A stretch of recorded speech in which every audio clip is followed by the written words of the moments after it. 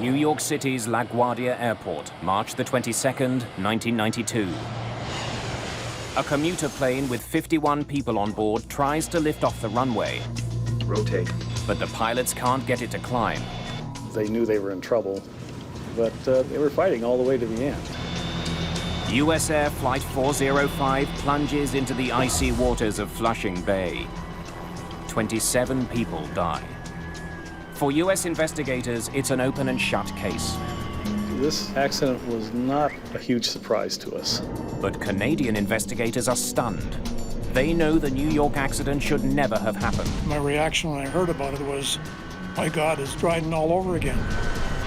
3 years earlier, an exhaustive investigation into a crash at a remote northern airport had identified a killer and spelled out ways to keep it from striking again. Certainly, if they had followed the recommendations in my report, the F-28 crash at LaGuardia could have been averted. The LaGuardia accident makes one thing clear. The right people never got the warning.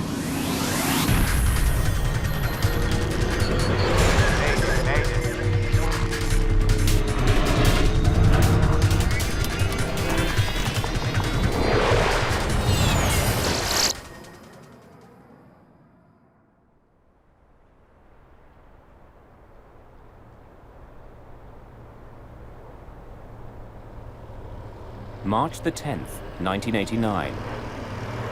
It's 11:39 a.m. at Dryden, Ontario's airport. Light snow falls as Air Ontario Flight 1363 stops in the remote northern community on its way from Thunder Bay to Winnipeg. The passengers stay on board while the plane is refueled.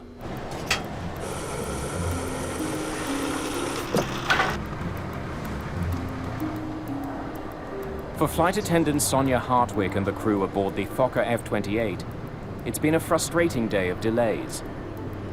Big, fluffy, white snowflakes at this time were falling gently to the ground, and it was very, very gray. And I thought, I guess this means we're going to be delayed again. I can't see us making it to Winnipeg on time. It's Friday, the beginning of March break.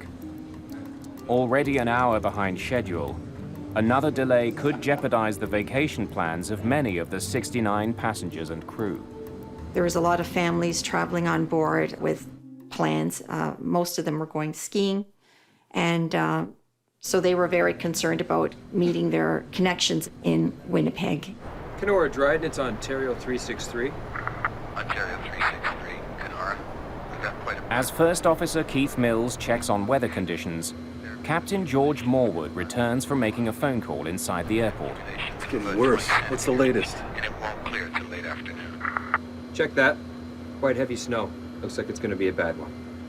It's still within our takeoff limits. Well, that's good. We got a lot of people who want to make their connectors. Let's hope it holds. Temperatures hover around freezing. Visibility is decreasing. If the flight doesn't leave soon, it could be grounded indefinitely. Dryden is a very small city. It's a very remote part of Ontario. With a population of about 6,500, the isolated community lies halfway between Thunder Bay and Winnipeg. Harsh Canadian winters with bitter cold reaching minus 35 degrees Celsius are the norm here. It's not the place to be stranded in the middle of a snowstorm.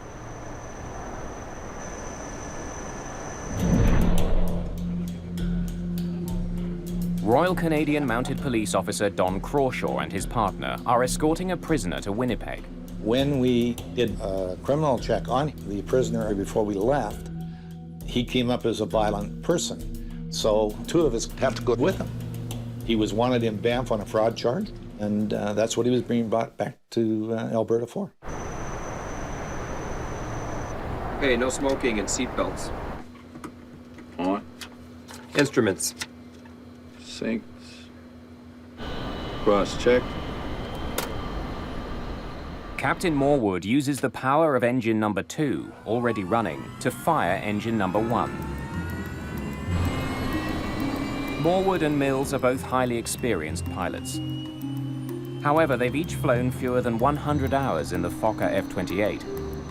The multi-million-dollar aircraft is the first Air Ontario jet to serve the remote Northern Ontario region.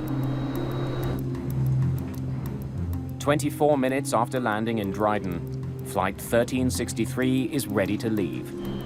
Inform Kenora we're rolling. We're fired up, taxiing for departure, requesting airways to Winnipeg. Hang on a sec, guys. Is there a chance that plane can hold? We're having some bad weather up here. An approaching aircraft's urgent request to land Unbelievable. gives Captain Morwood little choice.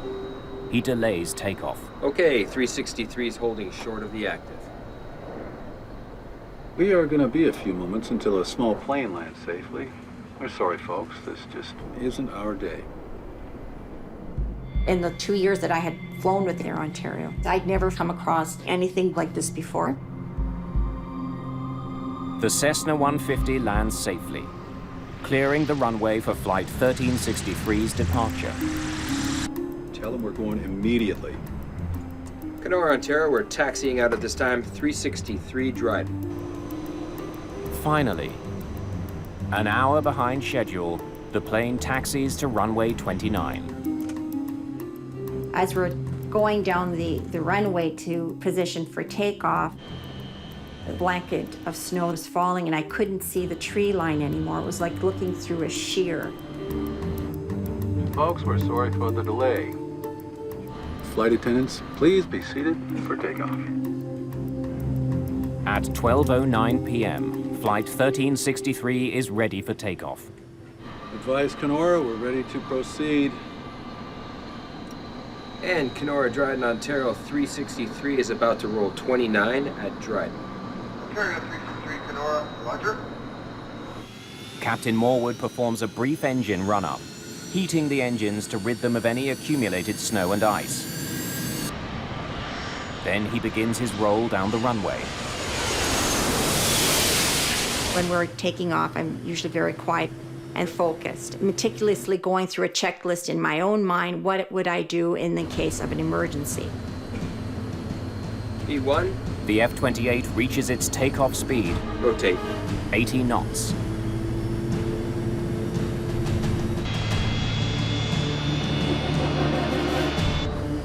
Our takeoff was very slow and sluggish, like a slow, sluggish person running up a hill.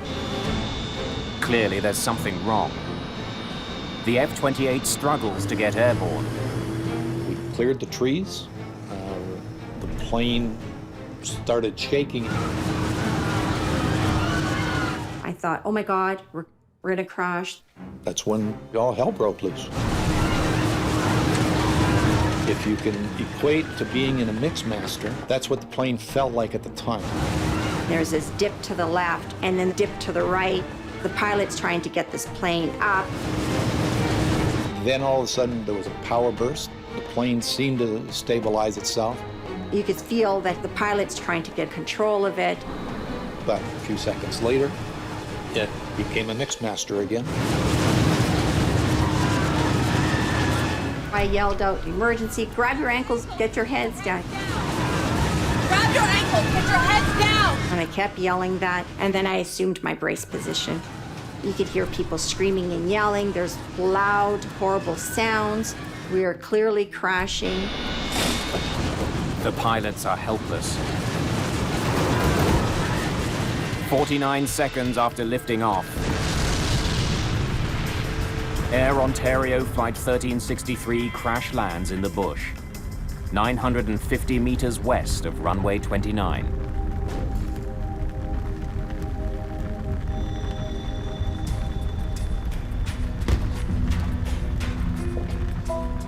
There was carnage of the aircraft all over the place. I didn't know where I was. And at that point, I thought, oh my gosh, I'm alive. I'm still alive, that this is all happening so quickly. When we crashed, we came down on an angle. It ripped the right side of the plane open, and that's how we got out, or else we probably would have never gotten out. Now, the prisoner was still in handcuffs, so I reached over and I took the cuffs off of him there, but he never left me. And then we exited the aircraft. There's fire all around, there's explosions. I'm thinking, oh my God, we're full of fuel. Guys, come this way. And I started yelling, come this way, for people to follow my voice. Come this way. Come on. We're gonna go Passengers this way. scramble for safety before the fire spreads. 45 people survived the accident, but 24 people do not, including Captain Morwood and First Officer Mills.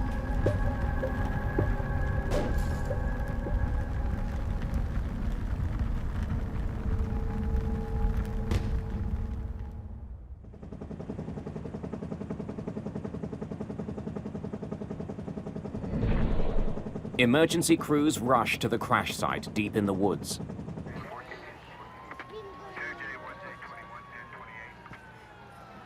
The injured are taken to hospital in Dryden.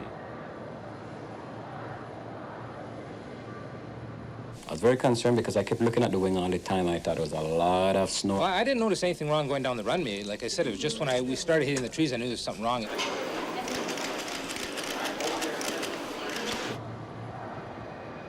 Within 24 hours, a team of investigators from the Canadian Aviation Safety Board arrives at the scene.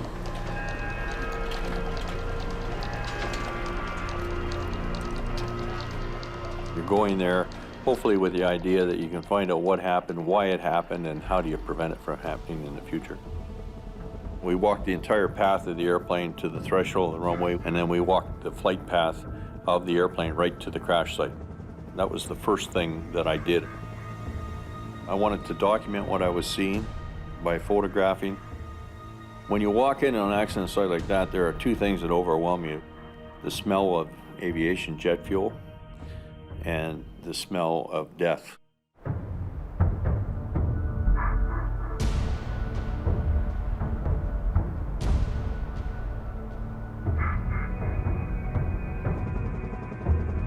The trees just past the end of runway 29 give investigator David Rohr and his team vital clues about the F-28's failed flight. What happened was the airplane went off the end of the runway in what we would call ground effect and just stayed at that height, simply clipping the tops of the trees. Look at how these treetops have been clipped off. It didn't ever fly. You've got 24 people that died. You've got 2 pilots that died and a flight attendant that died. And they died, for the most part, trying to do their job. So you really want to do them justice, but you also have to be fair. And if there were mistakes made, mistakes have to be fixed. From the rear of the fuselage, investigators recover the F-28's 2 black boxes, the flight data recorder and the cockpit voice recorder.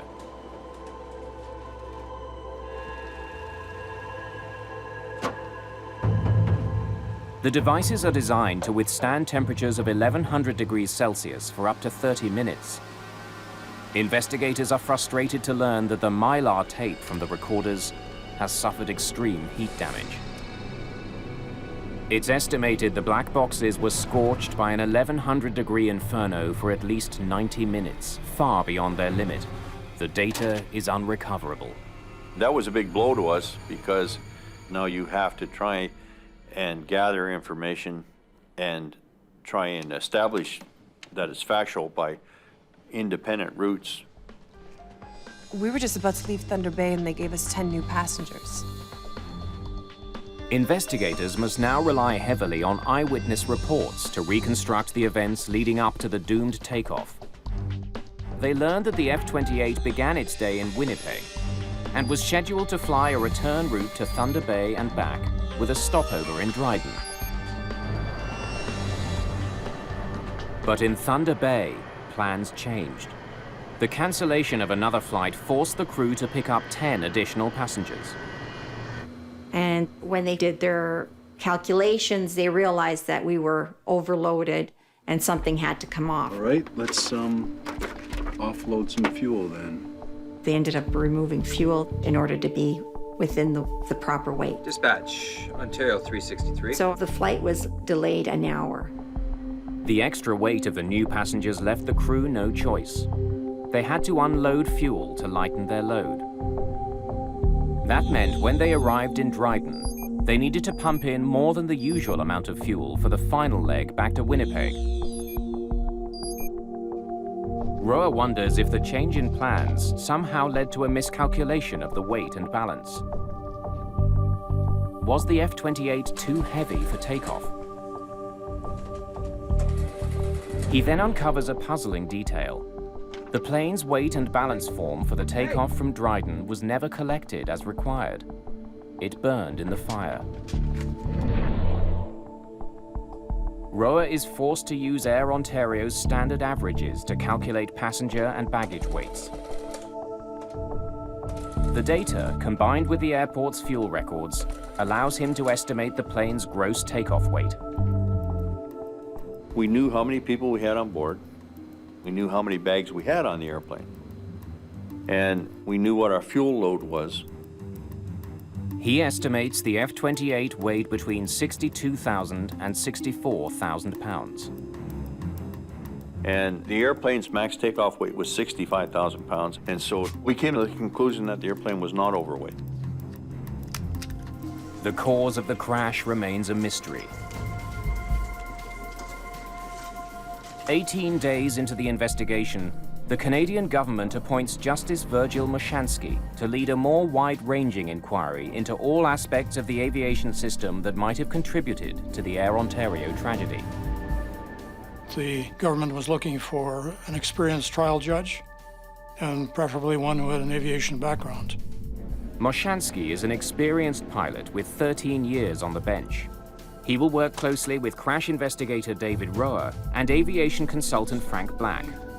The new team's first step, assessing the plane's technical systems.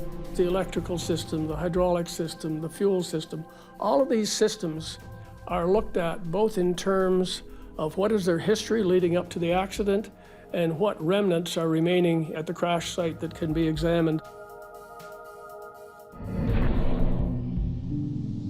Clues to a possible system failure arise when Sonia Hartwig recalls a troubling event aboard the same plane just days before the fatal crash. I think it was Monday or Tuesday.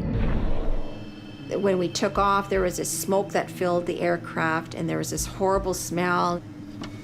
I thought, oh my God, we have a fire in the lab. But there was no fire in the lavatory or anywhere else in the cabin. They told us that apparently it had something to do with oil sitting in the APU system. So every takeoff that day, this would happen. The auxiliary power unit is a generator that provides the power needed to start the engines. Did burning oil in the APU somehow cause a fire and ultimately doom Flight 1363? Roa searches the week's journey log for any mention of the auxiliary power unit. He makes a surprising discovery. The APU wasn't working on the day of the crash. It couldn't possibly have caused the fire. But the inoperative power unit may still have played a role in the tragedy. Investigators learned that it forced the crew to make a risky decision in Dryden. We're onto the connectors. Let's hope it holds. Normally, the captain would rely on the APU to restart his engines after shutting them both down for refueling. But if he couldn't use his APU, he couldn't shut his engines down. That meant Flight 1363 had to be refueled with one engine still running. Captain Morwood is in a situation where he's got a hot refuel with passengers on board the aircraft. He's got to keep an engine running to refuel the airplane. Hot refueling isn't against regulations, but the risk of a fuel spill makes it potentially dangerous. In Toronto in 1973, a maintenance person was killed when an Air Canada DC-8 jet was consumed by fire during refueling. Hot refueling is not a normal practice. Could the hot refueling have caused some kind of damage to the engines?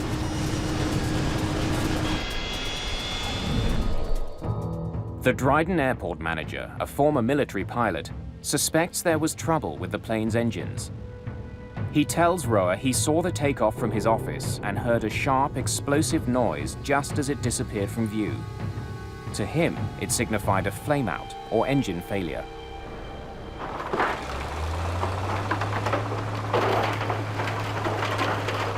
I thought, this is going to be a high-profile and potentially controversial investigation, and the only way to ensure that the truth stands up is to have hard evidence from the aircraft accident. And so we took the airplane completely, and we put it in our lab in Ottawa. Anything? With signs pointing to engine failure as the cause of the crash, strip it down. Roa orders extensive engine testing. Those engines were examined in detail for damage. Roa finds the F-28's 2 Rolls-Royce engines suffered only minor structural damage. There's no evidence of an engine fire, nothing at all to suggest the engines had failed.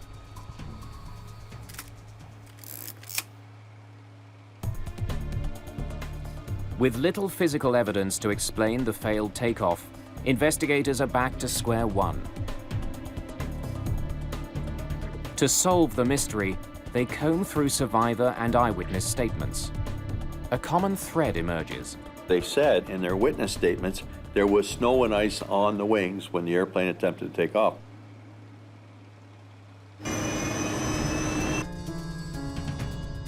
Roa studies weather charts for clues.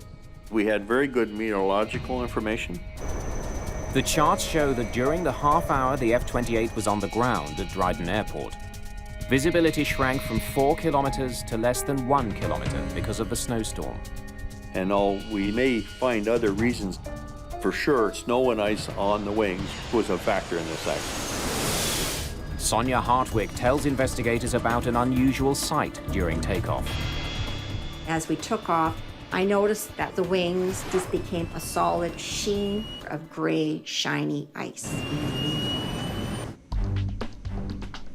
Investigators consult the F-28's manuals to study its anti-icing systems. They find that only the wing's leading edges are protected. The aircraft had heated leading edges on the wings. I wonder if the anti-icing system was working. And the heat was provided by bleed air from the compressors on the engine. They found the valves that allow the compressed air access to the leading edges. And they tested the valve to see if it functioned, and it did. The anti-icing system was working. But since it only heats the leading edge, it likely didn't clear ice that formed on the surface of Flight 1363's wings. Investigators suspect that snow and ice buildup, what experts call wing contamination, may have played a major role in the crash. To verify that suspicion, Roa and his team meet with engineers from Fokker.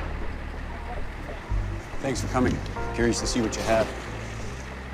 Jack Van Hengst, who was the chief engineer, had extensive aerodynamic studies and data on the effects of contamination on an F-28 airplane.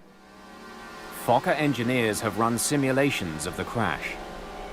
They were able to get some very good data in terms of the performance of the airplane, simulating the type of loads, temperatures, etc., that the Dryden aircraft would have been exposed to.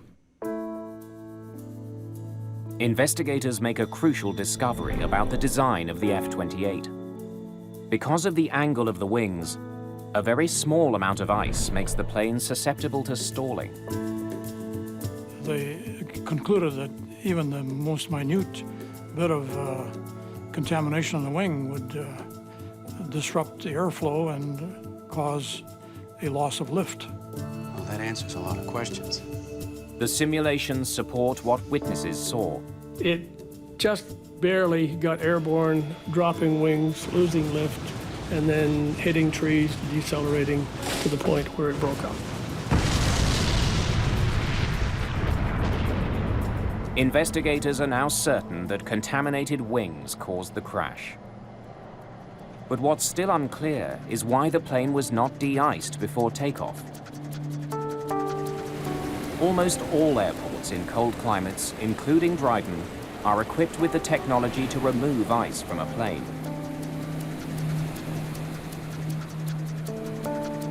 But Captain Morwood never requested de-icing. It's getting worse. What's the latest? And it won't clear till late afternoon. Investigators need to figure out why. They want to understand what made him risk his own life. Let's hope it holds. And the lives of the 68 other people on board Flight 1363.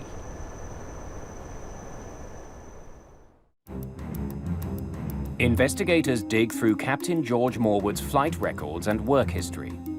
They interview crew members, searching for clues to his behavior. Captain Morwood was a very professional, very old-school pilot. He had his view on how things should be done properly and what his definition of proper and professional would be. He also was very concerned about his passengers. He enjoyed making sure that they got on their flights on time and got to their destinations on time. You know, Air Ontario was a growing company. It was their first foray into jet operations. I'm sure that there were many things that Captain Morwood would have thought in his own mind, this is not how he would do it. And I'm sure at times he probably let the superiors know that. Morwood's history shows he's delayed and cancelled flights in the past because of icing concerns. Roa is stumped. Why didn't he request de-icing in Dryden? Another pilot who was at Dryden Airport that day provides part of the answer. He heard Morwood on the phone to Air Ontario. That is what I have been trying to tell you. He was very frustrated, and he was really concerned about his passengers. Morwood complained to the off-duty pilot about the company. These guys. You want to guess my weight before I left Thunder Bay? 66 and change. I had to offload fuel. Now that... Right. So now what am I supposed to do? No. You figure it out. When he left the terminal, he was observed by witnesses to appear to be very upset and very angry. Investigators wonder what set Morwood off. They try to piece together the pilot's day on March the 10th. This was the 5th day of a very long week for Captain Morwood. And he was the next day leaving with his family on a ski vacation. Before his first flight of the day, he'd learned the plane's APU still wasn't working. And then, once in Thunder Bay, more bad news. After refueling, the dispatcher forces Morwood to take on 10 extra passengers. Now he must offload fuel and lose more time. There goes the schedule.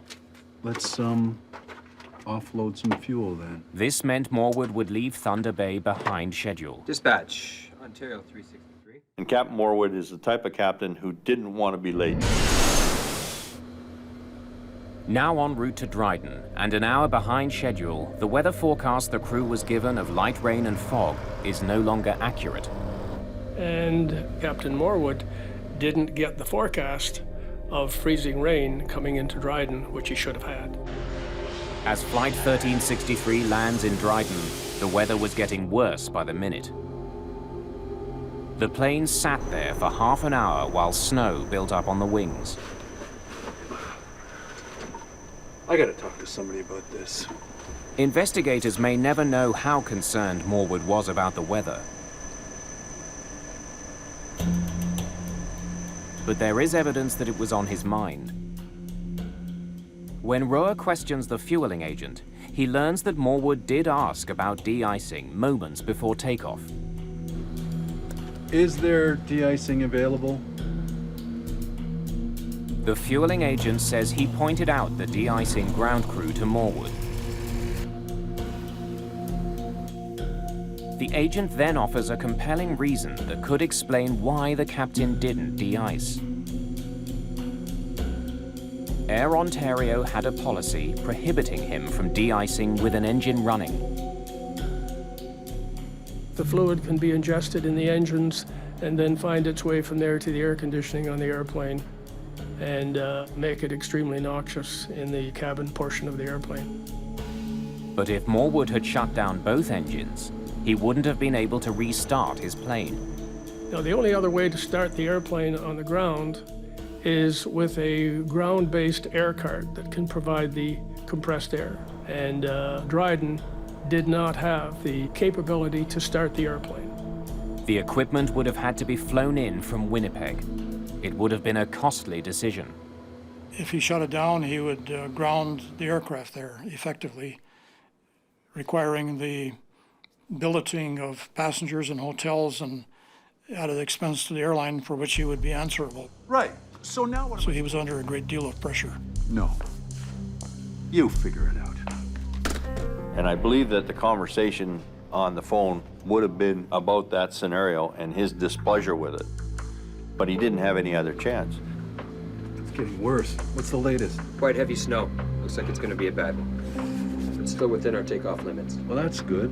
We got a lot of people who want to make their connectors. Let's hope it holds. Though the amount of snow on the wings was still within limits, it's what lay under the snow that doomed the flight. The fuel in a plane's wing can get as cold as -40 degrees Celsius. The frigid fuel cools the metal surface of the wing. When snow hits this supercooled surface, it freezes instantly into a barely visible layer of ice. It's a process called cold soaking. And this, of course, is what's disrupting the airflow on the wing and destroying the lifting capabilities. Tell them we're going immediately. Kenora, Ontario, we're taxiing out at this time, 360. The only reason that I can possibly think of that led to his decision to execute the takeoff was the fact that he didn't consider the cold soaking phenomena and the fact that those wings could still have ice on them. Advise Kenora, we're ready to proceed. And Kenora, Dryden, Ontario. Perhaps not wanting to face the consequences of shutting down his engines, Morwood opted to take off for Winnipeg without de-icing his plane. He must have concluded that the ice would blow off on takeoff. That is where he made a mistake, a tragic mistake. But Mashansky concludes that despite his mistake, Captain Morwood is not solely responsible for the crash. It wasn't simply pilot error. There were myriad of factors which were the cause of the accident.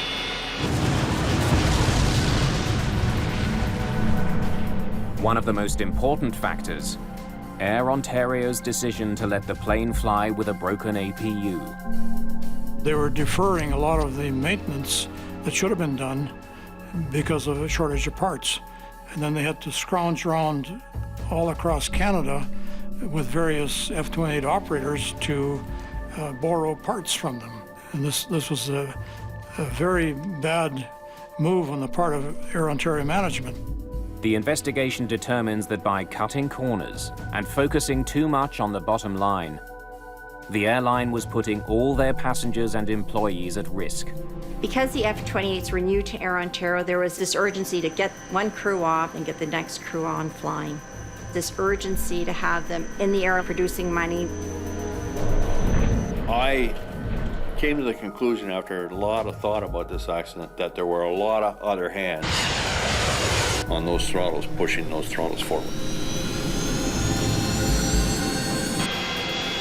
There were a lot of people that were involved in the sequence of events that led to this tragic outcome. This was a preventable accident, but everything conspired against the pilots. I gotta talk to somebody about this. Because Air Ontario management did not have a safety culture.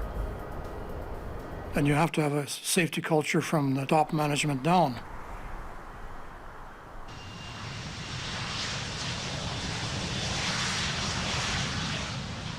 Knowing there are dozens of Fokker F-28s flying around the world, Justice Mashansky takes an unusual step.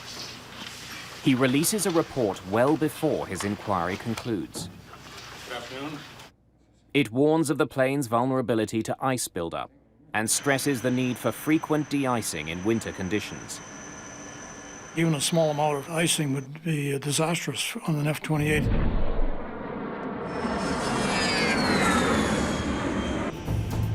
But 15 months later, it becomes clear that Mashansky's warnings have not been heard. US Air Flight 405 is preparing to fly from New York to Cleveland on March the 22nd, 1992. The plane is a Fokker F-28, and it's snowing. It's 1 degree below freezing. At 9 p.m., the jet is being de-iced for a second time since its arrival from Florida. In the past hour, an inch of snow has fallen and shows no signs of stopping. US Air 405, clear to taxi runway 13. The crew prepares for takeoff. Flight 405 is an hour and 45 minutes behind schedule when Captain Wallace Majeur starts taxiing to runway 13. Then, unexpectedly, US Air 405, turn left into full short of Echo. Left on the inner to hold short of Echo. At 9:07 p.m., Flight 405 is forced to wait on the taxiway near runway 13. Another 23 minutes pass. First Officer John Rashuba turns on a light that illuminates his wings. He checks the right wing for ice. He sees none. Looks pretty good to me as far as I can see. US Air 405, runway 13, clear for takeoff. Even though it's now been 35 minutes since their last de-icing, the crew does not request another. Takeoff thrusts set. Temp's okay. Everything proceeds as it should. Until... V1. Rotate. Just after the F-28 begins its rotation. The aircraft had enough flying speed to lift off. Barely lift off. The wings just could not support the airplane. They knew they were in trouble. 13 seconds after lifting off, Flight 405 crashes on the shore of Flushing Bay.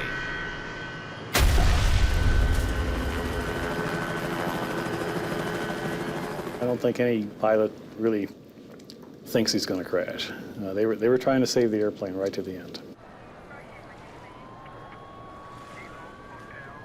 27 of the 51 people on board are killed. Another Fokker F-28 has crashed, with tragic consequences. My reaction when I heard about it was, my God, it's Dryden all over again. Within days, investigator in charge Robert Benson suspects that ice on the wings was the major cause. It would be very, very difficult for either of the pilots to really detect ice on the wings, looking backwards over their shoulders through the side windows of the airplane. Looks pretty good to me as far as I can see. So the captain was faced with quite a problem. If he wanted to be de-iced a third time, he would have had to get out on the lines, taxi all the way back into the parking area, and meet up with a de-icing truck again. Takeoff thrusts. That would have put him very, very late, and it may have even caused the cancellation of the flight. After all of this work, after all of the efforts, to see it happen again was extremely frustrating.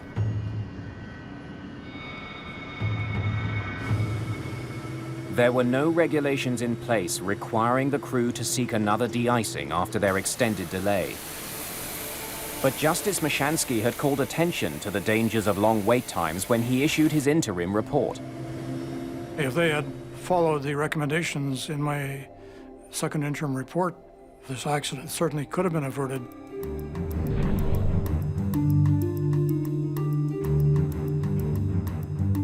He also had drawn attention to the limitations of the de-icing fluid being used at the time.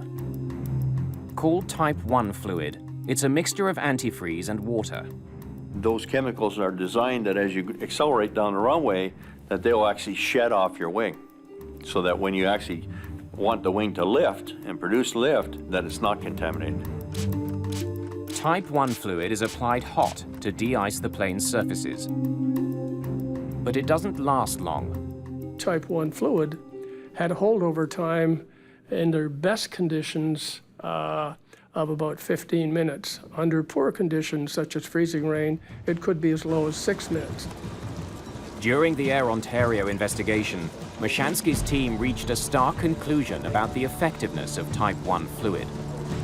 Even if Captain Morwood could have de-iced his plane in Dryden, We're fired up, taxiing for departure, requesting airways to Winnipeg. it may have made no difference. Hang on a sec, guys. Is there a chance that plane can hold? We're having some bad weather up here. Unbelievable. Flight 1363 had to wait for the troubled Cessna 150 to land.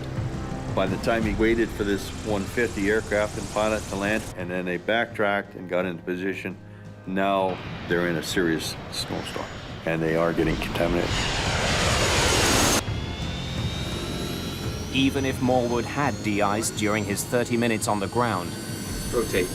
the delay may have been enough for the fluid to stop working. The plane's wings may once again have become coated in ice.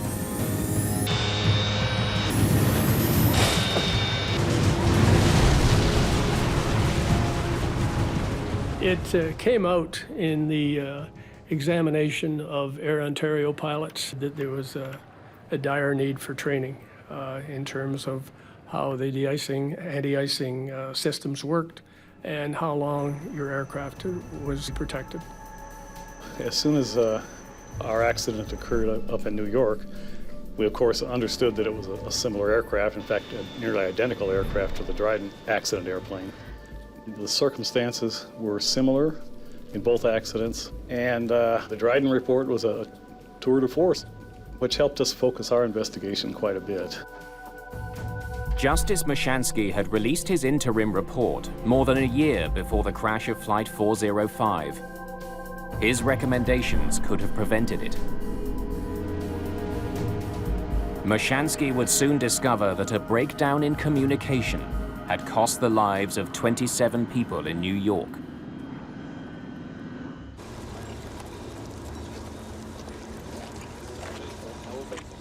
During his inquiry, Justice Mashansky learned that there was another type of de-icing fluid available to the airline industry.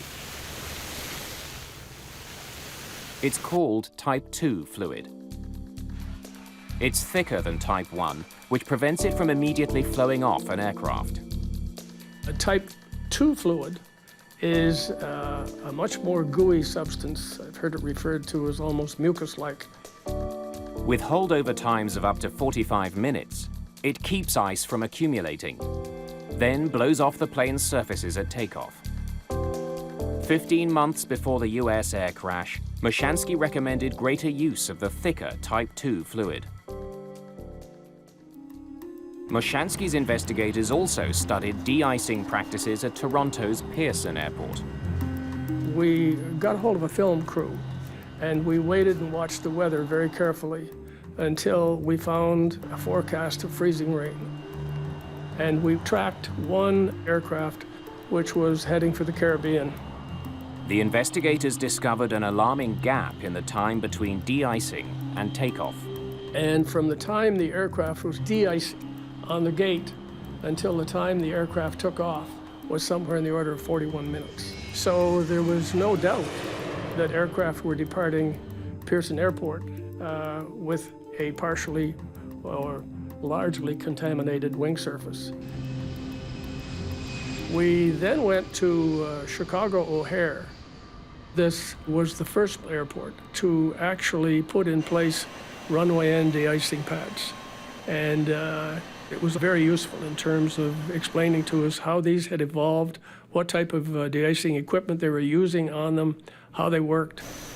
At the time of the US air crash, LaGuardia did not offer de-icing at the runway, only at the gate.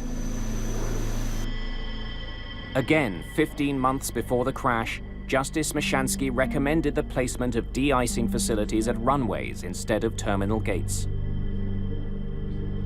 Mashansky also recommended that pilots not only inspect their wings from the cockpit, Looks pretty good to me as far as I can see. but also from the cabin. US Air 405, runway 13, cleared for takeoff. Mashansky claims that his report could have prevented the crash at LaGuardia. But the Federal Aviation Administration claims it never received his report in 1990, and therefore couldn't pass the information along to airlines and pilots. But Justice Mashansky doesn't accept that. My second interim report went out in December of 1990. It was about a year and a half before the LaGuardia crash occurred. So I think probably sat on somebody's desk. The crash of Flight 1363 resulted in dozens of recommendations that could save lives. The crash of Flight 405 ensured those recommendations were widely implemented. Well, there was a lot that came out of Dryden. I mean, the commission came out with 192 recommendations. It changed the whole nature of how we approach contamination. We now have runway and de-icing pads, so they can get a final de-icing before they take off. This was something directly the result of the Dryden Commission inquiry. Today, most airlines use a new type of de-icing fluid. Type 4 de-icing fluid lasts longer. It will stick to a wing for up to 2 hours. As well, air traffic controllers must now be able to tell flight crews how long they will be delayed at the runway after being de-iced. Dryden is really the first accident that explored not only what happens in the pointed end of an airplane, but what happens within a corporate culture. It put CEOs on notice that they can't hide in the woodwork when an accident occurs. Dutch manufacturer Fokker went bankrupt in 1996. Despite this, in 2009, there were still 55 Fokker F-28 jets in operation worldwide, mostly in warmer climates. Nobody should ever lose their life due to a contamination accident again in commercial aviation, anywhere in a snow and ice environment. We've learned all the lessons.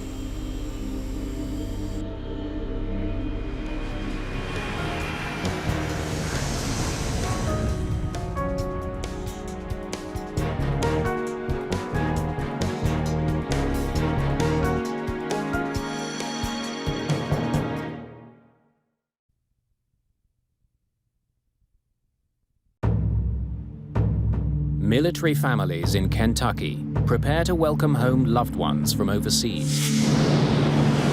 The plan was to have a reception for them, and then those soldiers would be reunited with their families and friends. At the same time, at a small Canadian airport,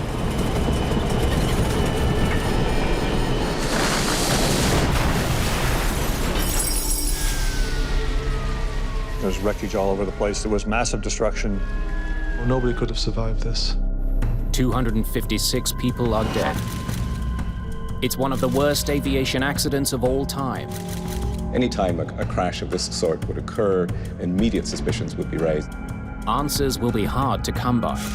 It does not advance safety to get the wrong cause of an accident. As two radically different scenarios for the crash emerge.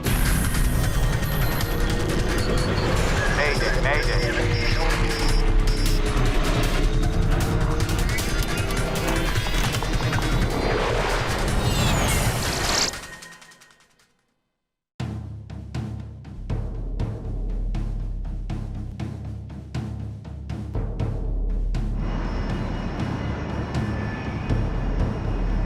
Arrow Air Flight 1285 is nearing the end of a 10,000-kilometer journey from Egypt to the United States. The DC-8 is on its way to Fort Campbell, Kentucky, via Germany and Newfoundland. On board are 8 crew members and 248 passengers. Most of them are US soldiers with the famed 101st Airborne Division, the Screaming Eagles. That division fought through World War II, through D-Day and the Battle of Normandy, dropped in behind the German lines, has really marked its place in history. I think everybody who serves in that division has a special loyalty and a special feeling about the division and being part of it. They had been in the Sinai for 5.5 months. So I'm sure they were anxious to get back to friends and family and to enjoy the holidays. To bring the soldiers home, the military has hired the charter carrier Arrow Air. It was not unusual to do that back in the 70s and 80s, where the government would contract with the civilian airlines to transport troops in and out of the country.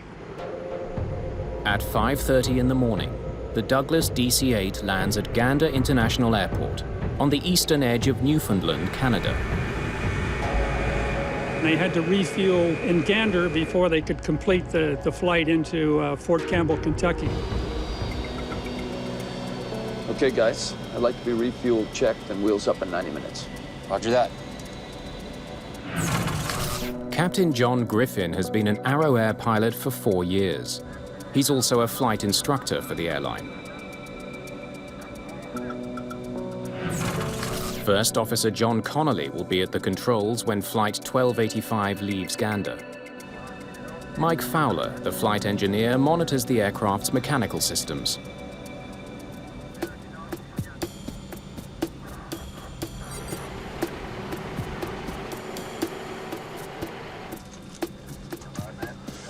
Okay, you want to give her the once-over? While the pilots run through a series of pre-flight checklists, the flight engineer steps out to inspect the plane's exterior. He'll look for any damage to the fuselage or engines and check for buildups of ice on the plane. The soldiers wait inside the airport. Some shop for souvenirs at the gift shop.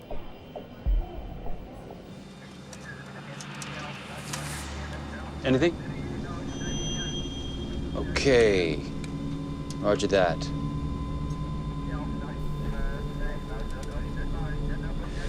All right, 15,538 gallons, 101,000 pounds. Passengers and cargo unchanged. Weight's confirmed? Okay. We're good to go.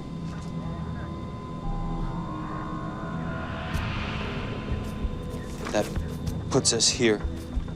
Rotation is 144 knots. Yep, that looks good. On the airspeed indicator is a marker, or bug. It reminds the crew of the exact speed they must hit in order to get the plane off the ground. Bugs are set on the right. Copy that. With the refueling and pre-flight checks complete, the 248 soldiers get back on board. I think it was probably a very joyous mood because when they landed in Gander, I know some of them went in and used the telephones to call Fort Campbell and call their families and say they were in Gander and they'd be home in a few hours. Gander Tower. Big A950, we've completed refueling and pre-flight checks. Requesting taxi to runway 31. Big A950, winds at 290 at 4 knots. Takeoff now, runway 22. A last-minute change puts Arrow Air on a different runway than originally planned. 9,900 feet, take off to the south, we're good. Copy that, Gander, runway 22.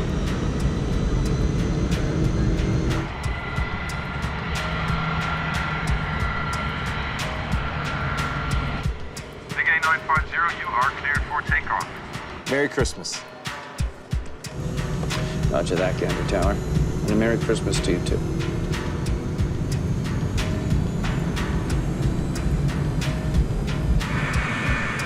The DC-8 accelerates to takeoff speed. 80 knots. Check.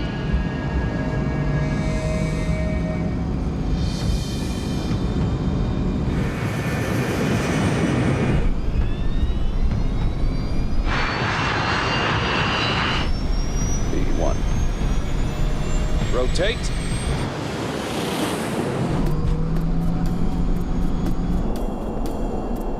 Arrow Air 1285 lifts off from Gander Airport at 6:46 a.m. But just seconds later... She's flying like a pig.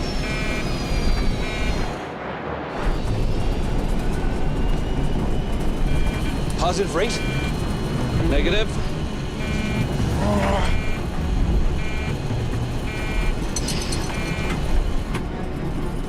I'm sure for the last few seconds, those soldiers knew that there was a serious problem in hand. What's your altitude? Pull up. Come on, airspeed. Airspeed. Watch the trees.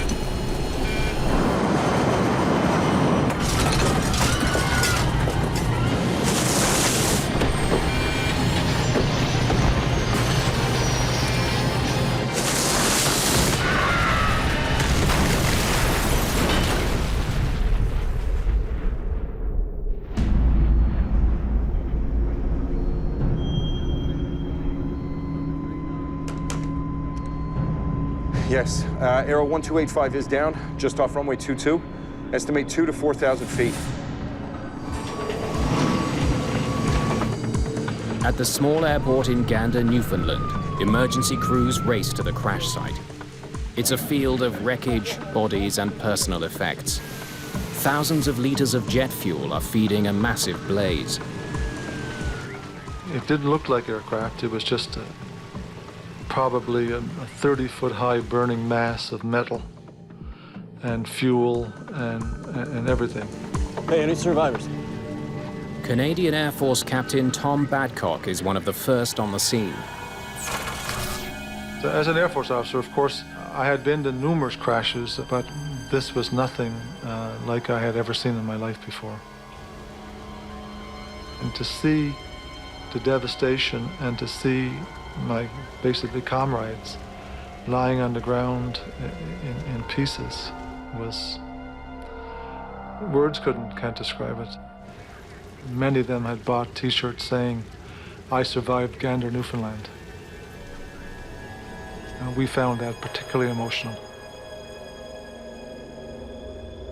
After hours of frantic searching through the charred wreckage, everyone's worst fears are realized. The crash has claimed the lives of all 256 people on board. The search for the cause of the disaster is already underway, but it will lead to controversy and ultimately to the demise of the Canadian Aviation Safety Board. For the US military, the crash of Flight 1285 in Gander, Newfoundland is a historic loss.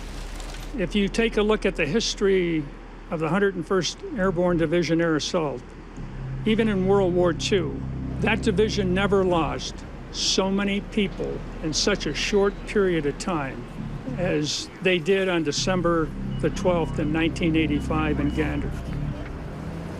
The Canadian military sets up a security perimeter around the crash site. We controlled all access to and from the site.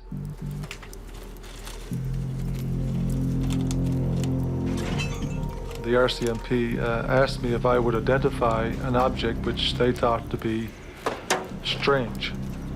Never seen a casing like this before. And he said, "Does this have any kind of a chemical or a nuclear connotation?" And I said, "No, I have no idea what it is." The find raises suspicion about what was on the flight. Certainly it's possible that Aero Air could have been carrying things either that it shouldn't have been carrying or that weren't on any kind of cargo manifest. David McNair is an investigator with the Canadian Aviation Safety Board. There are aircraft parts everywhere, and you immediately became aware that it was going to be hard to find things that you needed to find. McNair is joined by colleague Peter Bogue. They arrive hours after the crash to a scene of complete devastation. The sights and smells, it's always unpleasant, but you just have to. You have to do this part of your job. The terrible scale of the crash quickly makes headlines around the world. It will have a tremendous impact on this division. This is not only a sad day for the 101st Airborne, but a sad day for the nation. Most of the young men and women we mourn were returning to spend the holidays with their families. You do not grieve alone. We grieve as a nation, together. As together we say goodbye to those who died in the service of their country. There is just no way that I can express to you how tragic that was, with the loss of so many people in that one plane crash. The Americans were really suffering in terms of military losses. Just 2 years prior to the crash of the Arrow Air flight, the United States had lost a large number of soldiers in a suicide truck bombing in Beirut. So the losses, in a sense, were mounting, and although the numbers these days might not strike us as extraordinary, they certainly were extraordinary at the time. It wasn't just some assortment of soldiers, a large number of them from one of the leading American military units in the American Army. You know, all of this raised, if you like, the symbolic stakes, quite apart from the casualty toll of the loss of life that occurred. Investigators immediately interview the Gander ground crew and get some intriguing information. Morning. Did you see the flight engineer inspect the aircraft? But they did not de-ice the wings before taking off. Yeah, we picked up a little bit of ice coming in. We're good to go. Okay, thank you. Well, we were concerned about icing because the refueler witness indicated that they had picked up some ice on the approach. Coming in from the north. They turn to meteorological reports for the early hours of December the 12th. In early morning, it was very, very icy. And it had been severe freezing rain. They flew in during the time that the forecast was for icing.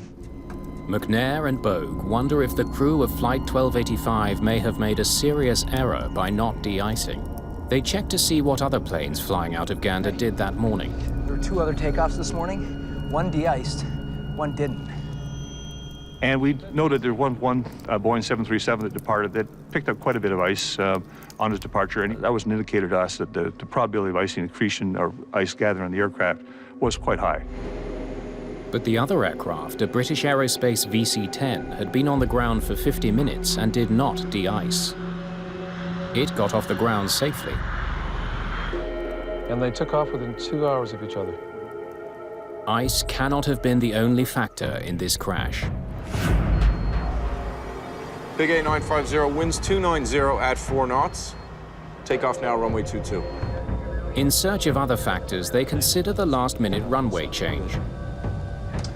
Copy that, Gander, runway 22. Not the runway they were expecting. But they quickly conclude that the alternate runway could not have had any bearing on this crash. Runway 22 is the longest runway at Gander, so in fact it gave them the best margin for performance. Investigators examine and document the crash site, trying to determine the trajectory of the plane as it went down. This was a very heavily wooded area, and as it got closer to the ground, it started clipping the trees.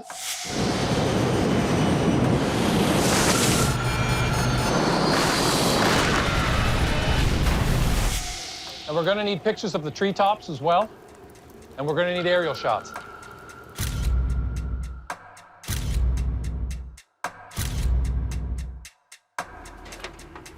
But what they need most of all is the information from the plane's 2 black boxes. They could hold the key to understanding what doomed Flight 1285. But as soon as they're recovered, McNair sees a potential problem. We were disappointed to see with such an old recorder, an old foil recorder, as they really just don't give enough information to the investigators. Well, send them off to Ottawa and we'll see what we've got. The older design of FDR engraves data on a slow-moving roll of stainless steel foil. Though the foil is fire-resistant, it can record only 4 flight parameters, such as airspeed and altitude. The newer digital flight recorders can record hundreds of parameters. All they can do is send the black boxes to the National Research Council's Flight Recorder Playback Center and hope for the best. Then, with the investigation only hours old, it takes a drastic turn. An overseas US consulate receives word from someone claiming responsibility for the crash.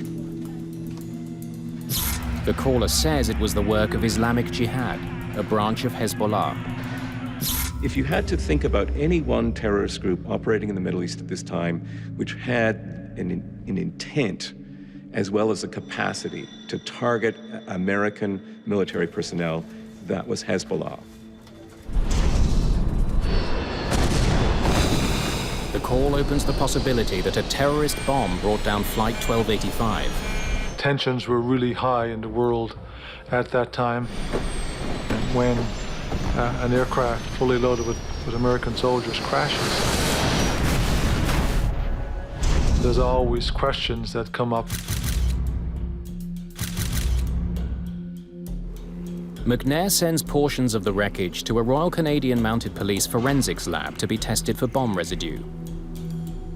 The team searches for evidence that Flight 1285 exploded before it hit the ground. They look for any fallen debris between the runway and the point of impact. If the aircraft had exploded before it hit the trees, one would expect something would come off the aircraft and we would have found it. We didn't find anything, nothing at all. So we knew with confidence that the aircraft hit the trees, the first impact, intact. It's a similar story when the test results from the RCMP come back. They find no trace of bomb residue. And both US and Canadian officials suggest Islamic Jihad's claim of responsibility could be false. One of the things that obviously benefits terrorist organizations is to spread the claim for operational responsibility very, very broadly, so to kind of boost the reputation of their organization, again, to instill greater fear. So it's difficult to separate fact from fiction. With terrorism looking less likely, investigators continue to focus on the performance of the aircraft. 35 feet, 6 inches. 4.5-degree declination. The airplane had struck some trees about half a mile from the end of the runway. And we could see a distinct pattern in the trees. Using photographs from the crash site, investigators plot the height of 378 trees to determine the DC-8's exact position as it went down. The airplane was right wing low with a nose high attitude relative to the trees. Through photogrammetry, we determined that, in fact, the aircraft was way above the stall angle of the aircraft. So the aircraft was clearly stalled in a high rate of descent. The plane's radical nose-up position prevented it from getting the lift needed to keep it in the air. Investigators can't explain why the plane was flying at such an extreme angle. One clue about what the pilots were doing comes from a piece of cockpit wreckage, the airspeed indicator. Look here. Here's the bug at 140. It shows that the crew set a takeoff speed of 144 knots. I would say 165. And that the plane reached an airspeed of at least 165 knots.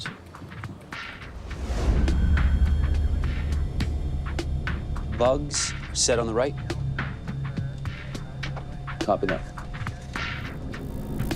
Investigators hope that a much more detailed picture of the pilot's last moments will emerge from the cockpit voice recorder. But they're in for a disappointment.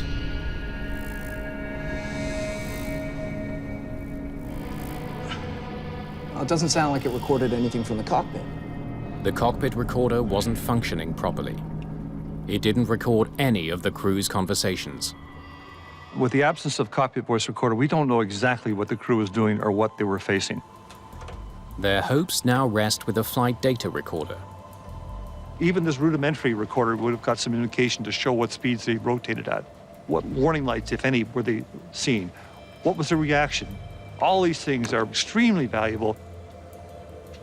But it turns out to be only marginally more useful than the cockpit voice recorder. The recorder for the Aero Air accident was extremely limited. We were able to determine, first of all, speed, a little bit of altitude, and heading of the aircraft. And there was no indication on there of engine power, bank angle, pitch angle. The flight data recorder tells investigators that Arrow Air 1285 began its takeoff roll and increased to a speed of 167 knots. Liftoff occurred 51 seconds from the start of the roll. 2 seconds later, the speed began to decrease. Come on, airspeed! Airspeed!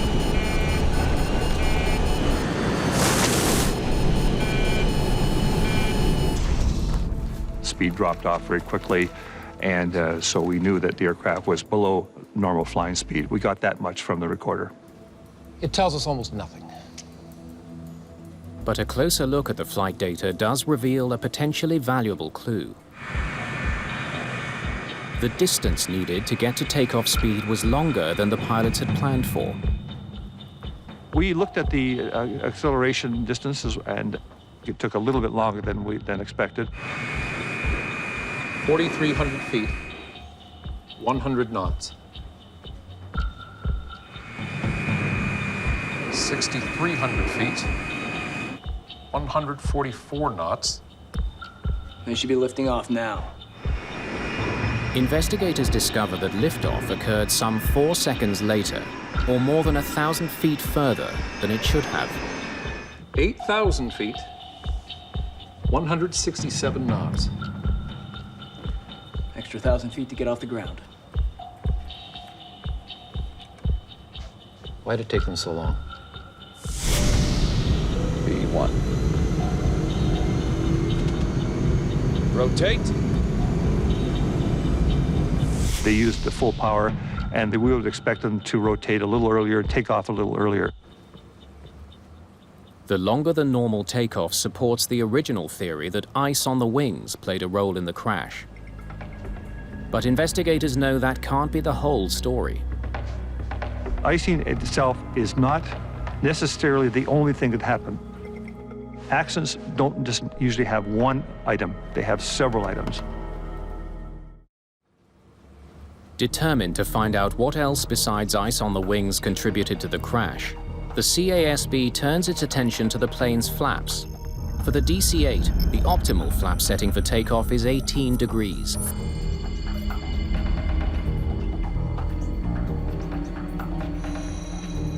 Looks like the flaps were extended.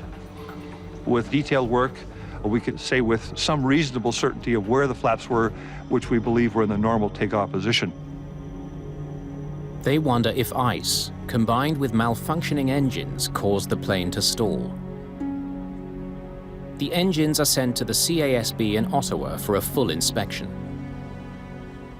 Each engine was recovered on site, and immediately you can tell that there was rotational damage on all the engines. Wood debris is found deep inside all 4 of the turbines.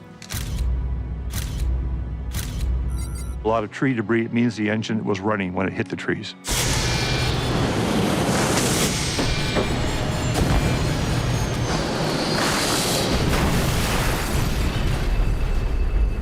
Evidence shows the DC-8 was properly configured for takeoff and that there was nothing wrong with the engines. So why was Flight 1285 slow to get off the ground? Investigators focus in on the weight of the aircraft. It's 101,000 pounds for fuel, passengers, and cargo unchanged. They had predicted that each passenger and baggage would weigh 170 pounds.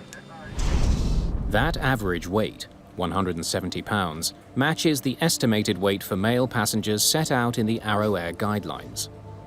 As a pilot, having flown many military people around, this didn't seem to ring true, so we immediately looked at that aspect of the investigation. Good morning. Have a rec form for some personnel files. Following his hunch, McNair soon makes a crucial discovery. Regular commercial flights has a mixture of folks. It has men, women, children, so then the average doesn't work out as much.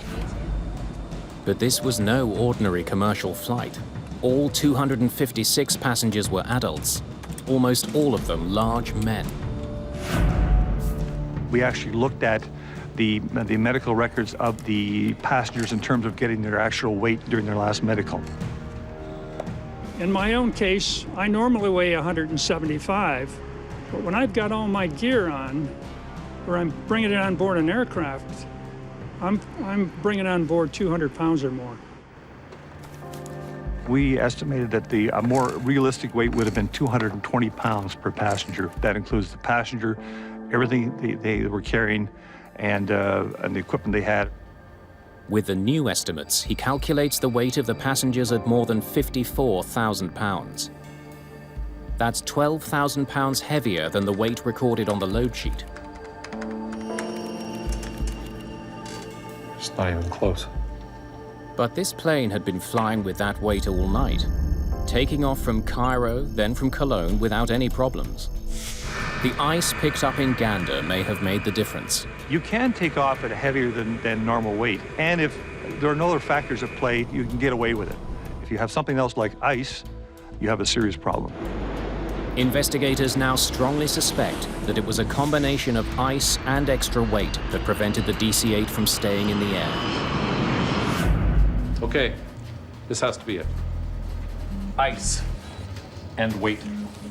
We had a lot of scientific basis to say that the aircraft should have flown but did not. Why didn't it fly? We had two powerful reasons. One was weight, the other was even probably more powerful, is a small amount of ice contamination on the aircraft. But they can only theorize. No one in Gander saw ice on the wings. It's impossible to know how much there was. That's one problem. McNair and Bogue must now confront another. Some of their own colleagues on the CASB are raising doubts about the findings. One of those with questions is board member and aviation expert, Les Philotas. Well, as soon as I started looking at the draft report, I skimmed some of it and went to the part that was my technical specialty, the flight data recorder part, and as soon as I looked at it, I said there's something really wrong here. Philotas immediately wonders how the aircraft could lose thrust and crash so quickly after takeoff. I did rough calculations, and it just showed that to get that kind of deceleration, you'd have to lose not 1, 2, or 3 engines, but all 4, and that was just a startling thing to see right away. What's your altitude? Pull up. Come on, airspeed. Airspeed!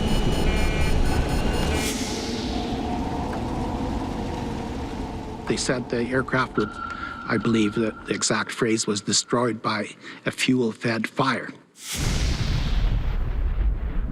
The early reports, everybody who was around there mentioned the massive explosion and the mushroom cloud. See this thing come across the front of the truck, and it was like a flame on the bottom, eh? 2 truckers on the highway were almost under the flight path when the aircraft passed over, and they both said they saw fire on the right-hand side. US Army officials deny there was any unreported or classified cargo on board Arrow Air 1285. But Philotas has reason to doubt that claim. When the troops' equipment was loaded on board, there were some of these big boxes. What could have been on there, and we couldn't get any answer. There was no cargo manifest, and it was another contentious question that was never settled. Not much attention clearly was paid to security procedures, and you know, this was a different time, admittedly, but still, I think the lack of security at Cairo at the airport as the soldiers came on board the Arrow Air flight for the return journey, I think anybody would have to regard it as shocking, even for their time, and it's the kind of thing that would never be allowed to happen today. Philotas joins those speculating that Arrow Air Flight 1285 was the victim of a terrorist plot. Was it Hezbollah? Did it have any kind of European connections? And the big question, but always in the back of American governmental and security authorities' minds, is there a Cold War dimension to this? Are the Soviets involved? The testimony you're about to give will be the truth, the whole truth, and nothing but the truth, so help you God. I do. Please be seated. Some now wonder if Arrow Air 1285 was at the center of the biggest global scandal of the time, the US plot to illicitly provide Iran with arms in exchange for American hostages. Arrow Air was indeed one of the airlines that assisted a covert operation that was being mounted at the time out of the Reagan White House by a famous individual by the name of Colonel Ollie North. And the Iran-Contra business was very tangled in a very peculiar covert operation. It was not a thin, tiny layer of ice on the wings. Philotas points to photographic evidence to prove his case. My colleague made a trip out to Gander and went to the RCMP photo lab there, where they had literally thousands that they took on the crash site.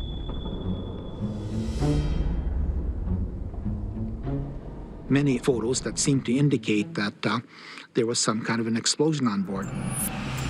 That's just like if you took a piece of aluminum foil and poked your finger in it. It would curl out from the inside to the outside and would be obvious from which side you put your finger through. Philotas becomes even more suspicious when he learns that an independent investigator hired by Arrow Air had explored the possibility of an onboard explosion. He carefully looked at everything and found that on the number 3 engine, that's the inboard engine on the right-hand side, some of the inlet guide vanes, 3 of them consecutive ones, had sort of a dent in the leading edge, and one of them had some red paint on it. That investigator concluded that there could have been a mid-air explosion, and that the damage and the paint markings inside the engine could have been caused by debris exploding outward from the main fuselage. Another key piece of information for Philotas comes from the post-mortem examination of some of the 256 victims. Autopsies indicate that there were extremely high levels of carbon monoxide in their blood. So if they have combustion products in their lungs, natural inference is that they must have breathed in some combustion products before the crash. From all this evidence, Philotas and his colleagues paint their own picture of the crash.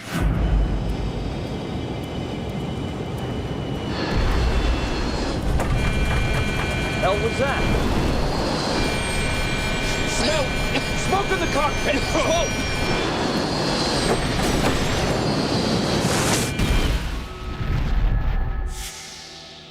But the lead investigators, McNair and Bogue, maintain that the sabotage theories are nothing more than a sensationalist distraction. We had no indication that terrorism was a player, but we did have a lot of indication that there was an aircraft performance problem and there were icing problems. McNair and Bogue decide the only way to end all the speculation is to scientifically prove their theory that ice combined with extra weight is what brought down Flight 1285. Okay, you want to give her the once-over? Before the mid-1980s, little was known about the aerodynamic impact of very thin ice accumulation. The flight engineer who inspected the aircraft was likely only looking for large buildups of ice that would make the plane significantly heavier, not thin coatings on top of the wings. As part of the investigation, we did a lot of research on the effects of ice on aircraft. Aerodynamic tests carried out in a wind tunnel reveal that even a small amount of ice contamination can significantly reduce wing lift. Just a small amount, the size of some sandpaper, if that's the type of surface you have, it can seriously degrade a large aircraft. That was a surprise to me. The team carries out further tests in a flight simulator. We basically had to reprogram the simulator to degrade the performance to simulate ice. V1, rotate. Every attempt to fly the simulator with the exact same parameters as Flight 1285 ends the same way, with a stall and a crash. Okay, let's run it again with 10,000 less pounds. From the simulator trials, we realized with icing on board, what degraded the lift characteristics of the aircraft, it was difficult to fly a normal profile and you could easily lose control of the aircraft. Just flying like a pig. Positive rate? Negative. Full power.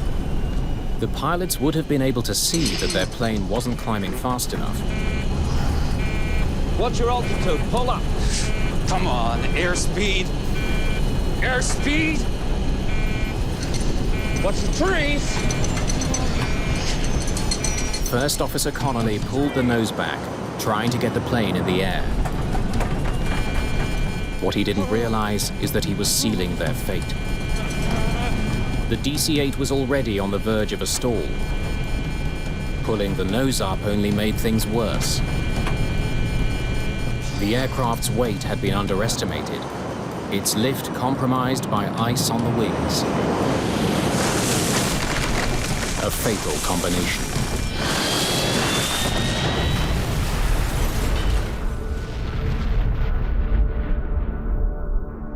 If you take one of the factors out, if you take the ice out and have the same weight, maybe you won't have the accident. If you take out the heavy weight and still have the icing, maybe you won't have the accident. But if you have them combined together, you have the accident. As for the suspicious paint markings found inside the engine, McNair determines they came from a front-end loader used to clear debris at the crash site. As well, the extreme intensity of the fire could have caused the abnormally high level of carbon monoxide in the victim's blood. Even the truckers' accounts of pre-impact flames can be explained. If you have an airplane flying at high angle of attack, where it's in a stalled regime, typically or often you will have flame coming from the engine because of compressor stall. As for the terrorists' capability to pull off such a complex, brazen attack, there is significant doubt. Could they have done it? In terms of intent, yes. In terms of actually pulling that operation off, in the circumstances, you know, that seems to me low probability, but just at the edges of the margins of the possible. There was a lot of controversy, which we just basically had to deal with in terms of keeping on with our job, because the investigation is not an emotional issue, it's a scientific issue. So we basically had to stick with science. We didn't see any evidence of any other kind of explosion. We only saw the evidence of an explosion caused by impact and the aircraft breaking up. McNair believes his conclusion carries an urgent warning for the entire airline industry. A lot of people have a hard time believing that a little tiny bit of ice on a large wing will have a big effect, but it does. After nearly 3 years of painstaking research and investigation, the Canadian Aviation Safety Board is ready to release its report. But what is supposed to provide answers and prevent similar accidents instead ignites a storm of controversy. The ice theory is flat out wrong. CASB investigators believe they have a convincing report that explains the complex cause of the crash of Flight 1285. I was hoping that, as all investigators do, when the final report came out, that in fact the safety message would be out there and would be accepted. But 4 of the 9 members of the board disagree with the report's conclusion. This investigation appears to involve a cover-up. It's impossible that ice would have been a factor. Crash investigators are, you know, they are always under pressure to come up with an answer sooner than they would like. And sometimes, depending on the intensity of that pressure, can perhaps create crash investigations which are less than satisfactory.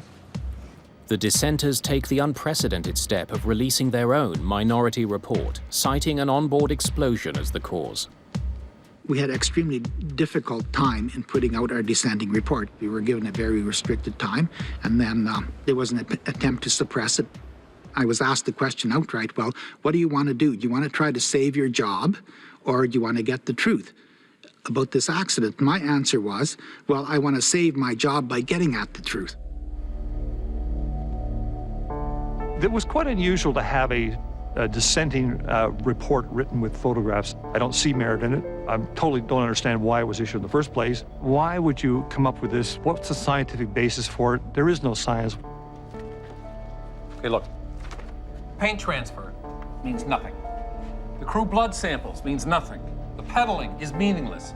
Therefore, you have no evidence of terrorism. This proves nothing.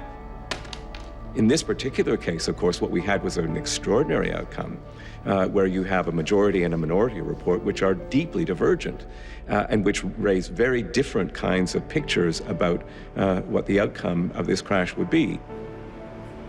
I think it's very tough for families and friends not to have final closure on something. There was really no definitive answer to what caused that crash. If I was a family member, I'd have questions too. But on March the 10th, 1989, while the controversy continues to swirl, there's tragic evidence that McNair and Bogue's message has not been heard. In Dryden, Ontario, in wintry conditions, the crew of a Fokker F-28 elects not to de-ice. Just seconds after takeoff, the plane cannot achieve sufficient lift to stay airborne. The accident was almost identical to Arrow Air 1285. The airplane hit the tree canopy intact.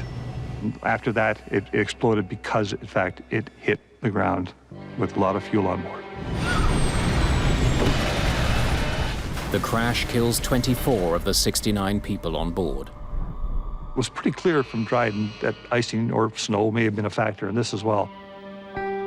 If only the investigators' warning had been heard, the tragedy in Dryden may never have happened. The fact that there was a lot of controversy around this investigation was very unfortunate because basically it took away from the safety message. Aircraft, like the DC-8, are very vulnerable to icing contamination. That message was lost because of the controversy in the bomb theory. But those who held firm to the bomb theory stand by their actions. It does not advance safety to get the wrong cause of an accident. The real safety message is that you have to get at the truth, and the truth and the facts of this accident were never finally established. The controversy over this investigation spelled the end of the Canadian Aviation Safety Board. It was scrapped and later replaced with a new, better regulated agency. We learned a lesson that cost a lot of people their lives, and that lesson didn't get passed on to other people, and other people lost their lives. That's the sad part for me. I know in my own case, if I really didn't know all the answers and I had lost someone in that terrible crash, I wouldn't be satisfied.